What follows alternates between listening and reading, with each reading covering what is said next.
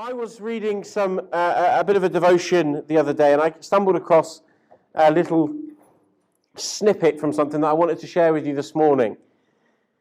And this morning we're continuing our wonderful series on signs, miracles, and wonders. I told you we'd come back to it. I bet you all thought I'd forget, and we wouldn't. No, I promised you we would.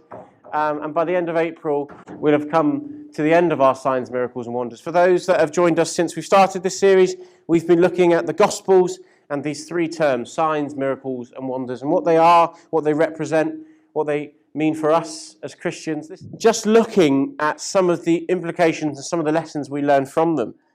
This morning, we're going to be reading a very, very famous part of Mark's Gospel. We're going to be looking at Mark 10. But before we do that, I want to read something to you. About 350 years ago, a shipload of travellers landed on the northeast coast of America. The first year they established a town. The next year they elected a town government. The third year the government planned to build a road 5 miles westward into the wilderness. In the fourth year, the people tried to impeach their town government because they thought it was a waste of public funds to build a road 5 miles westward into the wilderness. Who needed to go there anyway? These same people had enough vision to see 3,000 miles across an ocean and overcome great hardships to get there. However, in just a few years, they were not able to see 5 miles out of town. They had lost their pioneering vision. With a clear vision of what we can become in Christ, no ocean is too difficult or too great. Without it, we rarely move beyond our current boundaries.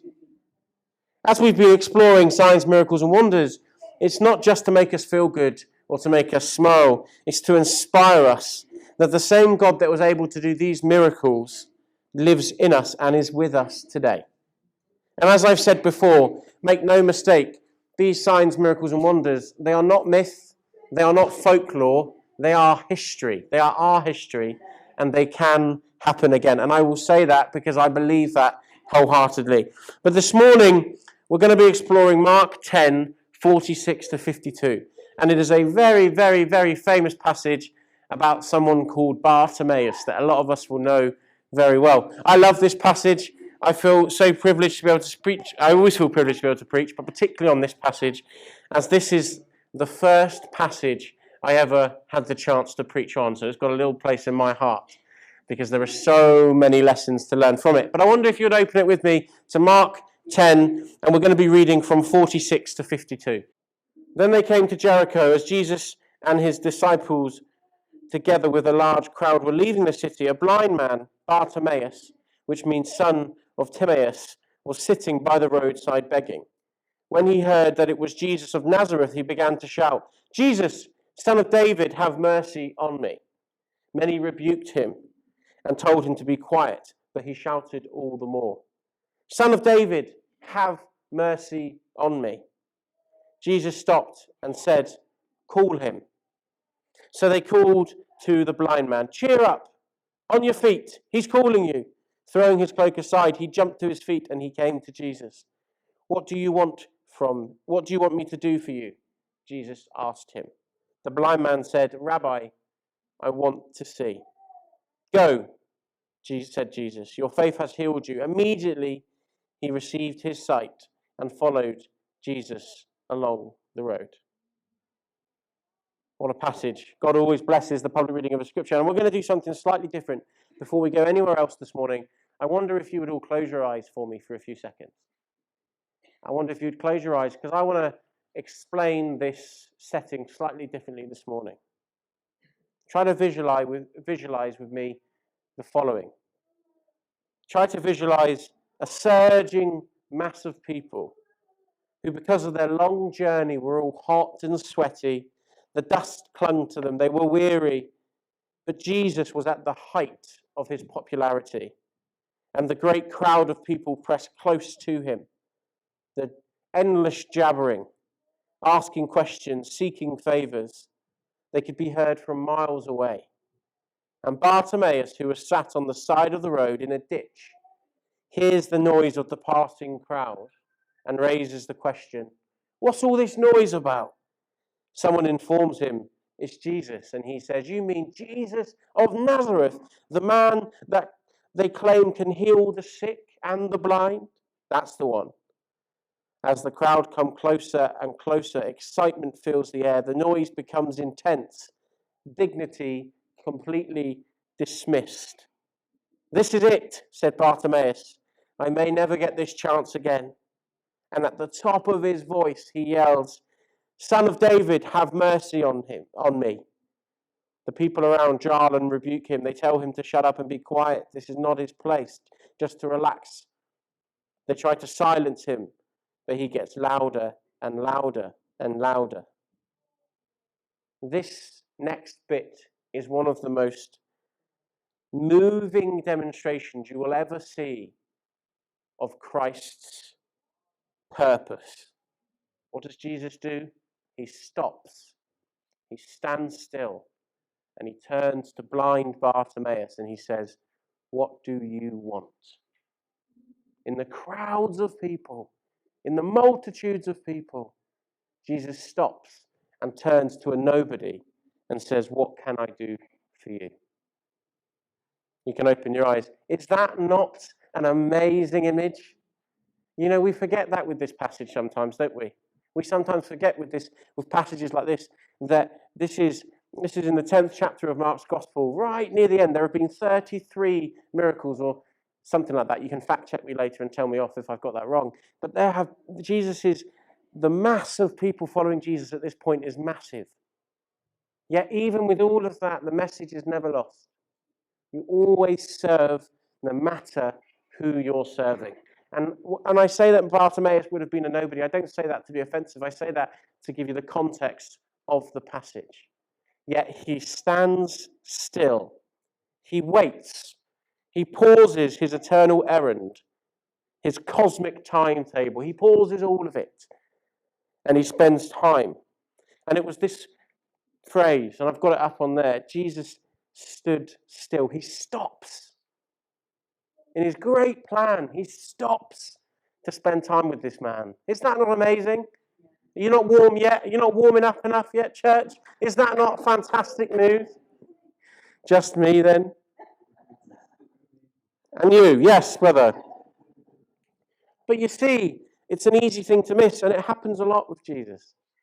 You know, he often pauses to see the person in front of him. On his way to Jairus' house to heal the sick girl, he pauses. People elbow their way through the crowd, he stops still. He's on his way to the temple and passes by a pool. He sees a lame man and he stands still and he heals him. Passed by the grave of Lazarus, he stood still long enough to call him from the tomb. You see, one of the biggest misses we have with this wonderful passage is missing that Jesus came to serve every single person. Yes, this passage speaks to the faith and the identity that Bartimaeus gets through that healing, but we also forget that it teaches that Jesus is teaching everyone around him what the message is. You see, when you look at the chronological order of this passage, you see that directly before this, verse 45 is one of the most famous passages that we know, which says, for the Son of Man came to not be served, but to serve, and to give his life as a ransom. Because the disciples, two of the disciples are trying to ask for favor. They're trying to ask for favors. Let me sit on your left, let me sit on your right. And directly before this healing is that famous passage. I came to serve, not to be served. Directly after it, what happens is the start of Holy Week as he goes into the final chapter of his life. We forget those intricate details when we look at these miracles, when we look at these signs, and we look at these wonders.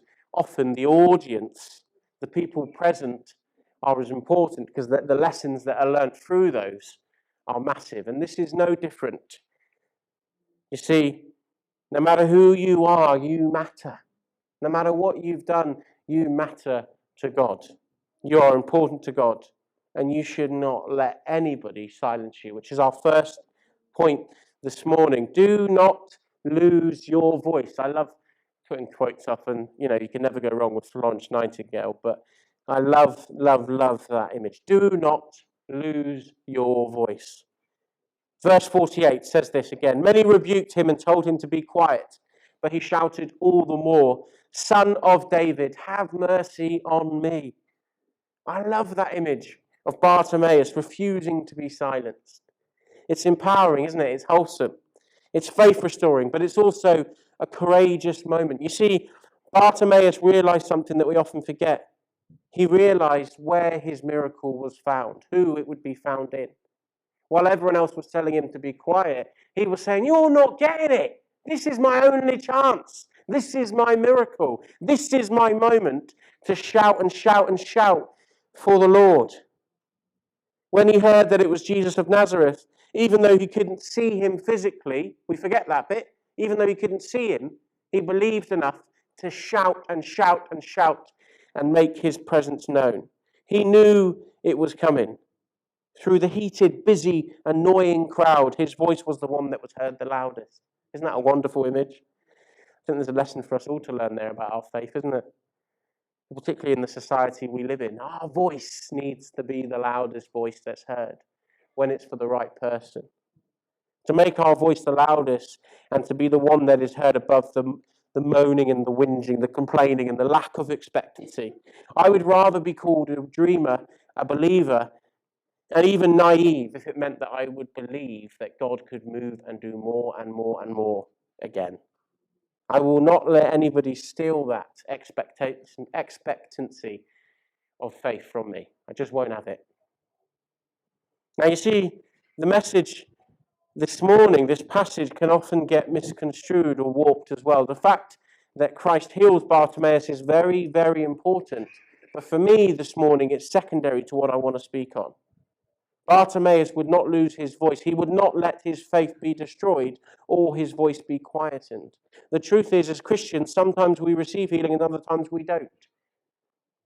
It's not a reflection of the individual's faith, but rather a demonstration of the power of God. We have to be careful when we look at healing sometimes, don't we? And we're not going to touch that today. We're going to look at that much more another day. You all thought you were getting some of that today, but we're not. It's too big a topic. It deserves to be looked at properly. But the more time that we will spend looking at that in the future, I promise. But with this gift of a voice to shout and to be heard, we need to get a place where we're doing it for the right reasons. One of the privileges of being a pastor and being the pastor here at Delancey is that I get to see the real nitty-gritty of people's lives. It's a privilege. It is. It's also sometimes absolutely terrifying because you realize wherever you go, people will follow. So you need to lead in the right place. You need to be leading from the right place. You need to be leading to the right place. And sometimes you can be loud, and I feel like I'm preaching to the choir about myself when I say this. Sometimes you can be very loud and very chatty, but not say much. And actually, we have to make sure when we're being loud, when our voice is being heard, we take that moment and we use it to demonstrate God well. You see, Bartimaeus does not miss his chance. He does not waste his chance. If it is for Christ and his glory, don't allow yourselves to be silenced or distracted. Don't have it. I remember years ago being at a church, and this sounds harsh, please don't think I'm being harsh, but I suppose it is a bit. I remember listening to this minister and just falling asleep. Hopefully none of you are like that this morning. I remember feeling very, this is long.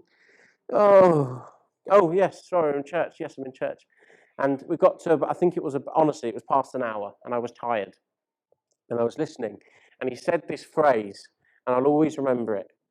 He said, if it has a dirty bass line, but it honors the Lord, it is honoring. And what he was trying to say, and he made the link to the very famous Sally Army, is when the Salvation Army came out, people were worried about it because it was different. But the truth is, as long as it honors God, as long as it has God at the center, as long as it honors everything about him and glorifies him, it is good. Now, if it doesn't, you rebuke it, right? But if it does, we should push it and enjoy it, because as long as it honors God and spreads the message and is good, it is good. The second thing this morning is Jesus, no plan B. I love verse 50 in this passage. I love it. Verse 50 says this: throwing his cloak aside, he jumped to his feet and came to Jesus. Throwing his cloak aside, he jumped to his feet and came to Jesus. I've always been struck by something with that verse in this passage. Obviously, we know Bartimaeus is blind.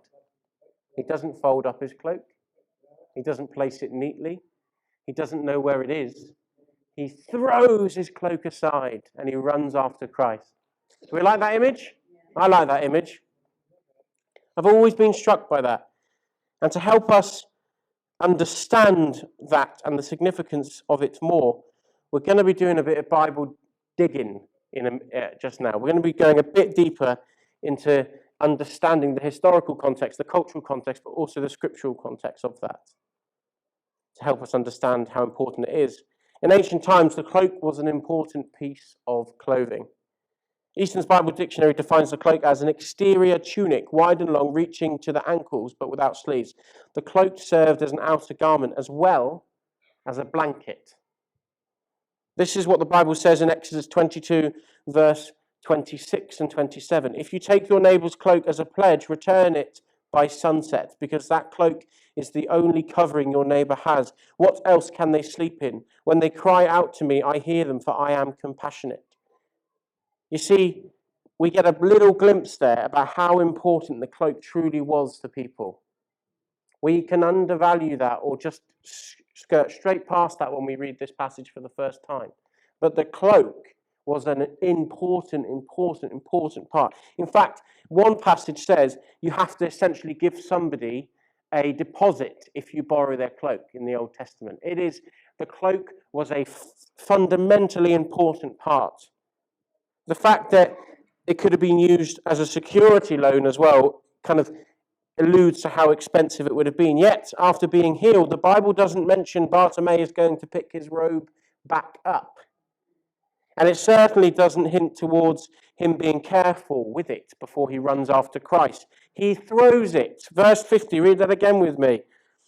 Verse 50, where are we? Verse 50 says, so throwing off his cloak, he sprang up and came to Jesus. He does not fold his cloak. Do you understand how important that is? What else is important about that is his cloak was essentially his tool of the trade. He was blind. His cloak would have been laid on the floor. The alms, the money would have been dropped onto the cloak. And at the end of the day, he would have gathered it all up. And that would have been his money. He can't see where it goes if it hits the ground. It was his tool of the trade. There's another lesson to learn. He throws that off. And lastly, the cloak was a massive indication of ownership and being part of a culture. He is throwing off everything he has to run after Jesus. And he's blind. He is throwing off everything.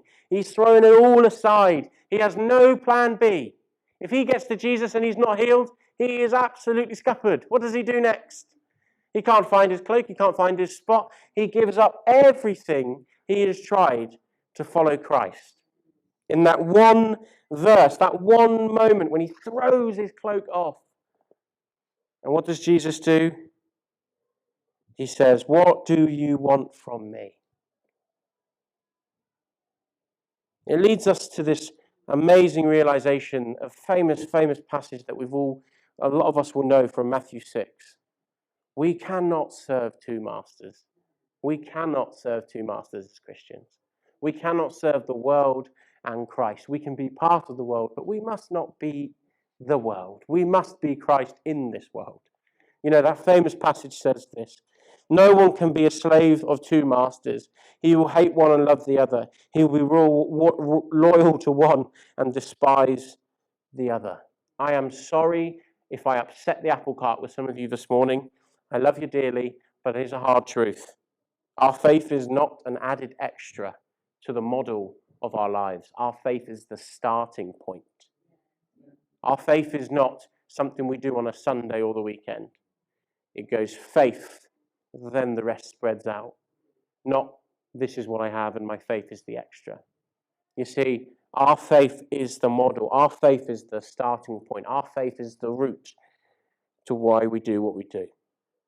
And this miracle shows us that when we fully commit it all to God and chase after him, we will be okay. Now hear me when I say that. I'm not promising things because I don't know what the Lord will do in your life. But I know if you follow him with all your heart and you love him with all your heart, it will be okay in the end. There's a famous quote that says, it will be okay in the end, and if it's not okay, it's not the end. It will be okay in the end. Leading to the last thing this morning, everyone is welcome to the Father. Verse 51, what do you want me to do for you? Do you know why I love this? Yes, he stops. Yes, he stands. Yes, he waits. What he also does is he's qualifying Bartimaeus. He's having a conversation with this man, like Zacchaeus, like the woman at the well. What Christ does when he speaks to these people is he stops, he sees them, but he also makes them worthy of his attention. He is qualifying them as an individual. He is saying to Bartimaeus, let's chat. You're worthy of my time. You're worthy of my time. Even if I have thousands of people following me, I will stop and chat to you. You are worthy to spend time with me. So if any of you feel like you're unworthy to chat to the Father, let that be a lesson. He is desperate to chat with us. We must not pass the broken and the damaged to get to church if it means we ignore the broken and the damaged. Think of the Good Samaritan. The mistake in that wonderful, wonderful parable is that they are going to worship, so they ignore the dead and the dying and the broken. We mustn't get this muddled up.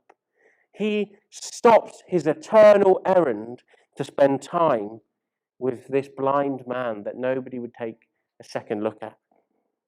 And Jesus says to him, what do you want from me? He humanizes and qualifies him. With the whole crowd there watching. And Bartimaeus responds with, Rabbi, I want to see. He doesn't question. He doesn't sugarcoat. He doesn't give lies or falsities. He says, I want to see.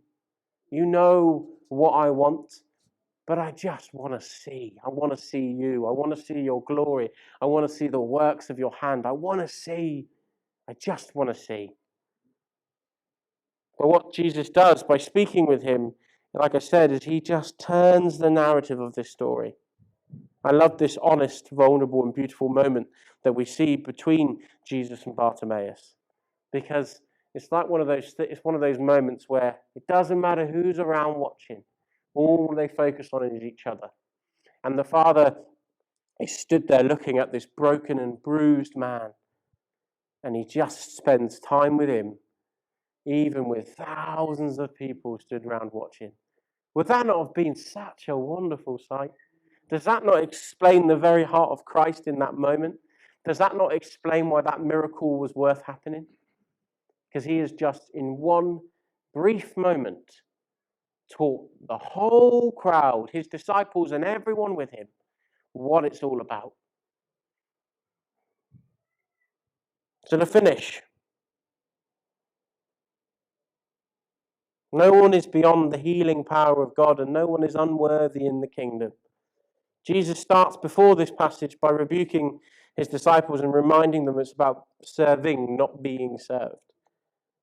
And centers with these three lessons from Bartimaeus this morning. 1, do not lose your voice. You've been given a voice by God. Use it in your homes, in your friendships, in your industries, in every facet of your life. Be known for your faith in the good instances, but be prepared, because the world is looking for us to slip up. Let your voice and your calling be in tune with the Father's. Number 2, no plan B. I'm sorry for those planners and organisers in this room. Your faith does not work like that.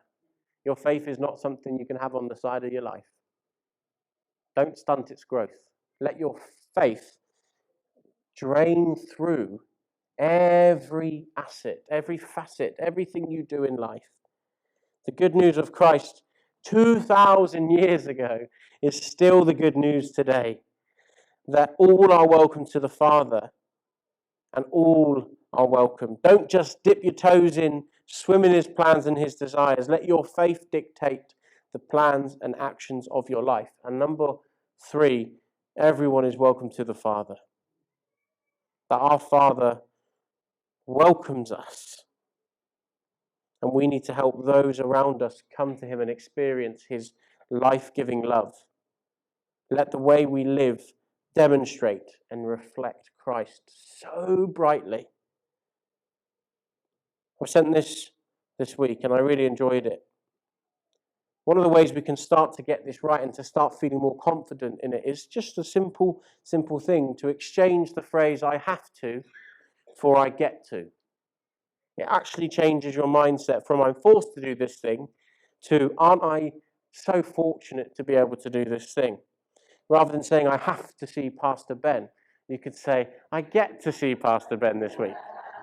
I mean, the attitude shifts and it creates a greater sense of purpose and bliss in both your personal and your work life. Bartimaeus teaches us the importance of getting to reach the Father, to being in his presence, being expectant for the miracle to happen.